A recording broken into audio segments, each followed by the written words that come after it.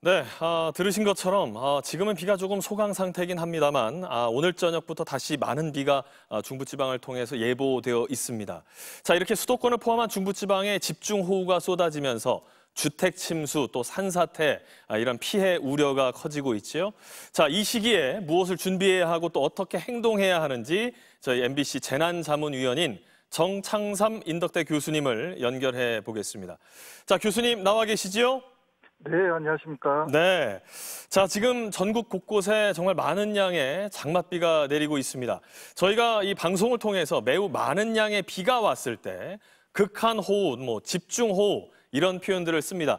이럴 때 쓰는 이 폭우의 기준을 어떻게 보면 좋을까요? 그렇습니다. 기상청에서는 법적으로 호우주의보를 3시간 60mm, 경보를 90mm 정도로 정의하고 있고요. 극한호우는 1시간 예상 강우량이 50mm 이상일 때 발령을 하고 있습니다.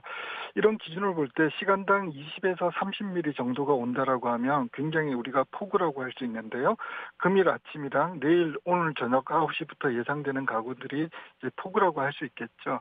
근데 이제 이런 2, 30mm도 폭우인데 최근 7월 10일 날 군산 어청도에서는 기상 관측 이래로 최고의 강우 강도인 146mm가 1시간에 내릴 바 있습니다. 이렇게 폭우들이 계속 지속되는 것은 이제 우리가 기후변화의 어떤 하나의 패턴이라고 저희들은 느껴지고 있습니다. 2, 30mm도 폭우라고 하는데 요즘 들어서 시간당 100mm 이렇게 많은 양의 비가 좀 내리고 있습니다. 자, 지금 시점에는 저희가 2년 전에 있었던 서울 반지하 침수 사고가 떠오를 것 같습니다. 특히 인구가 밀집된 이 수도권에서 특히나 어떤 지역이 좀 조심해야 하고 어떤 대비가 필요하다고 보시는지 한 말씀 부탁드리겠습니다.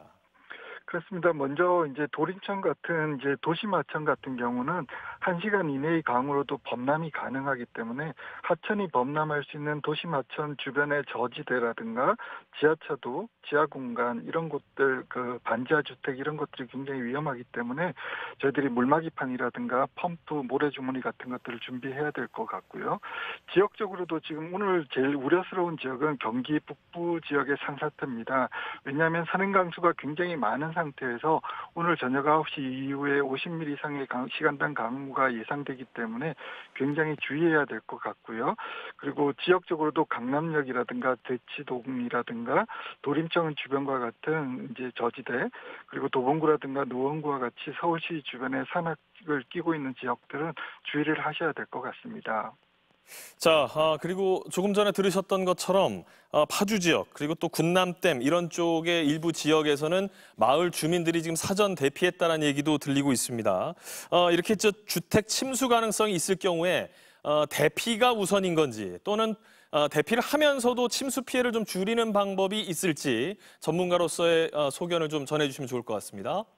그렇습니다. 지역의 공무원들이 이제 대피 권고가 있고요. 대피 명령이 있습니다. 대피 명령은 정말 위험하다는 뜻을 말하기 때문에 무조건 따라 주셔야 됩니다. 그리고 권고 시에도 보면 최근 5년 동안 침수 이력이 있으시거나 그다음 위험 지구에 계신 분들은 반드시 따라 주셔야 될 것 같습니다. 특히 또 대피를 하실 때는요. 전원을 차단하거나 가스 같은 것들을 차단해서 2차 피해를 조금 줄여 주셔야 될 것 같고요. 그리고 특히 이제 산 주변에 있는 곳에서 공사장이라든가 최근에 위험 요소가 발생한 지역들 같은 경우는 굉장히 위험하기 때문에 대피 권고가 나오더라도 대피를 하시는 것을 추천드리고 있습니다. 예, 2차 피해를 줄이기 위해서 신경 쓸 필요가 있겠네요. 자, 네. 그리고 우리 교수님 지금 말씀하시는 동안에도 우리 시청자 여러분들께서도 자료 화면을 통해서 보셨겠습니다만 갑작스런 폭우로 이 도로가 침수되면서 운전 중에 침수 구역을 딱 마주하는 경우가 있습니다. 이렇게 캄캄한 상황을 맞이하게 됐을 경우에 또 차가 침수됐을 경우에 어떤 행동 요령이 있겠는지요?